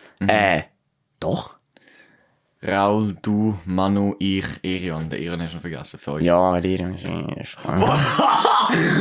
der den Podcast lässt. Grüß gehen raus, Irion, ich habe dich trotzdem gern. Okay, gang weiter. Ja, ich würde es dann einfach so nicht tot, ich würde es dann einfach nicht als herzig bezeichnen. Sondern als ehrenvoll. Ja, genau. Also. Okay. Ja, bei dir? Was würdest du dir? Ich glaube, wenn ich dir müsste, ich würde dir ein Schlagzeugstück schenken oder so. Das wär einfach genau richtig. Ich habe nämlich nur noch 2 Paar, weil ich meine anderen alle schon geschrottet habe. Ja, wenn mich Das immer wär damit episch. schlägst, wahrscheinlich. Ich schlage dir auch immer meine Schlagzeugstöcke, wenn ich am Dienstag Schlagzeugstöcke muss mitnehmen. Ja. Nein, das habe ich mir auch schon gedacht. Schlagzeugstöcke wären episch, weil da habe ich ja nur noch 2 Paar. Aber wie viel kostet so Schlagzeug? Es kommt auf an, welche, aber ganz günstig sind sie jetzt auch nicht. Also so 20... Nein. Irgendwie... Ja, nein, eigentlich geht's nicht. Das sind irgendwie 10 Stutz oder 15 Stutz oder Selber so. welche basteln oder so. Ja, das ist schwierig. Aber habe ich auch schon gemacht, aber das ist schwierig. Schlagzeug. Stöcke. So. Von Musiks. Ja. Oh Mann, das ist... Oh, da gibt es wieder 100'000 Schlagzeugstöcke, Mann. Sag einfach mal, was du siehst, das längt. Also, ich sehe einen Orchesterschlägel, Drumsticks, Jazzbesen, Rods. Drumsticks. Drumsticks, ja. Lost. Oh, jetzt gibt es da wieder Grössen. Ich nehme da jetzt Nimm mal einfach mal, was gibt's? Hat's 5A? 5A. Ja, Medium. Ja, nimm 5A. 158 Dinge gibt's da. Da gibt es 14, 90, 13, Also, 20, ich kann da sagen, 56. es gibt von Billigmarken gibt's Schlagzeugstöcke für 2 Franken. Und von besseren gibt's die für 10 bis 15 Franken. So in der Regel sind sie's. Ja, ja. Also es gibt die bekannte Schlagzeugmarke Wick Firth, wo einfach super geile Qualität herstellt. Die zahlst 10 bis 15 Stutz. Das und so geht aber eigentlich noch. gibt es Billigmarken, wo 2 Stutz, wo dann eine draufschlagen, sind kaputt. Aber ja, nein, Schlagzeugstecker wäre natürlich episch. Alles, was mit Musik zu tun hat, wäre episch. Das ist natürlich alles saumässig teuer, deswegen kann ich das Schade, jetzt haben wir verlangen. nicht irgendwelche so Donald Trump-Kinder oder so in unserer Schule, die so in den Gitarre für 100'000 Stutz könnten schenken oder so. Also das als wichtiges Geschenk wäre auch ein bisschen übertrieben. Ja, schön, dann würde ich mich auch schlecht fühlen. So generell jedes Mal. Ja. Oder auch wenn... Oder wenn du auch irgendwie jemandem etwas Wichtiges dir irgendwie eigentlich noch Mühe gibst und nachher bekommst du das Geschenk, so, das 3000 Mal besser ist als das, Ja, ja, was ja. du ihm wichtig geschenkt hast. Und so, Nein, fuck. und was ich lasse mich auch nicht gerne einladen. Ja, same. Weil ich habe dann nicht mehr so ein Schuldgefühl, ich muss es immer irgendwie wieder zurückgeben. Ja, Aber es ist wirklich immer so. so... Aber wenn es um jemanden einladen geht, das mache ich dann gerne. Ja, das ist ich glaube, das ist noch cooler, weil die meisten Leute freuen sich immer, wenn man sie einladen. Genau, genau. Ich bin bisher einmal an einer Geburtstagsparty eingeladen worden und ich habe mich so gefreut darüber, so, ja, Schatz, hast alles erreicht in deinem Leben. Ja, schon mach dir keine Sorgen. Wenn die Corona kommt, an meine Geburtstagsparty wirst du auch eingeladen. Oh mein Gott, alter Ria wird ja 18 Wird er ja 18? Gut, dann kann ich sie schenken. im Dezember. Und Kollege, sie kann einfach wegen Corona keine geile Party machen. Ach, das ist so, ja, ja.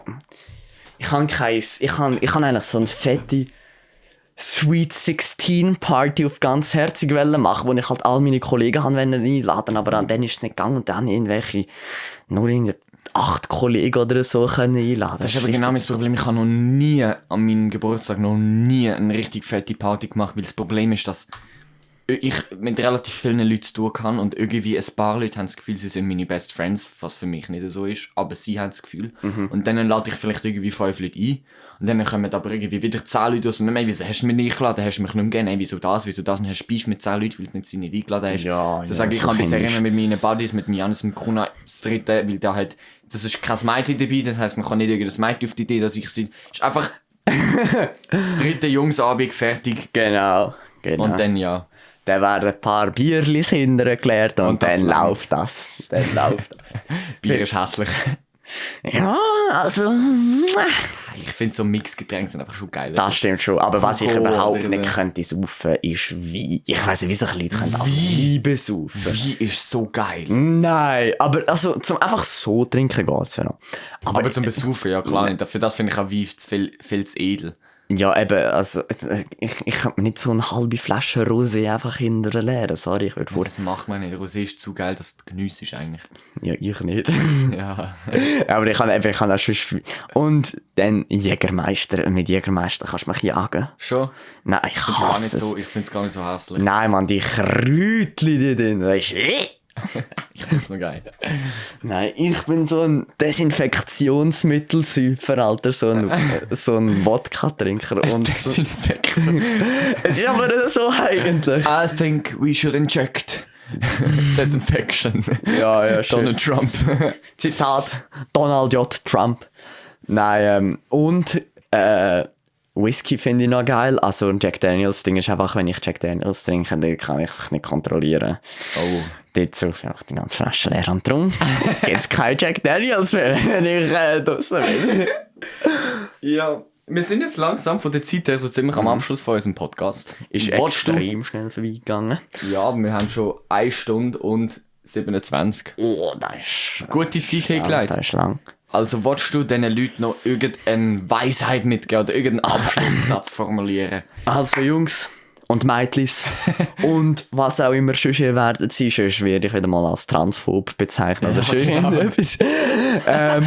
Passt auf euch auf, legt eure Drecksmasken an.